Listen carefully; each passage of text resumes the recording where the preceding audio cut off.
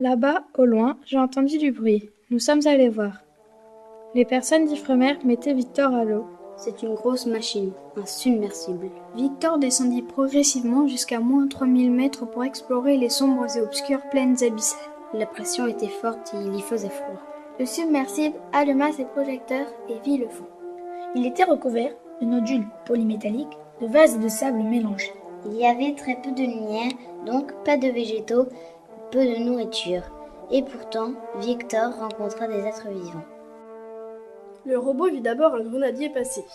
Ce poisson était moche avec une queue de serpent. Et il découvrit des polychètes qui gesticulaient sur le sol. Ses vers ont plein de poils partout. Mais il se lassa du spectacle et continua son exploration. Victor vit d'abord une sorte de petit fantôme. Le poulpe à oreille. Discuter avec une holoturie. Un concombre de mer. Les deux êtres étaient en train de buller, C'est-à-dire de parler très nerveusement du manque de nourriture. Ils n'avaient pas le même souci. Tandis que le premier chasse des proies probablement très grandes mais peu connues, Le second, lui, est limivore. Il se contente de déchets posés sur le fond. Victor les laissa s'énerver pour aller faire des prélèvements à l'aide de ses bras articulés.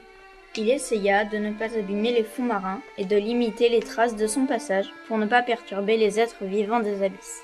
Enfin, le sous-marin remontait rapidement à la surface pour permettre aux chercheurs de faire des analyses, quand, tout à coup... Sur le chemin, il vit un requin lutin qui chassait des calmars, en attrapa un et le mangea. Victor le suivit quelque temps et finit sa remontée. À chaque expédition, les scientifiques découvrent des multitudes d'espèces. le monde abyssal est encore très méconnu et peut être protégé.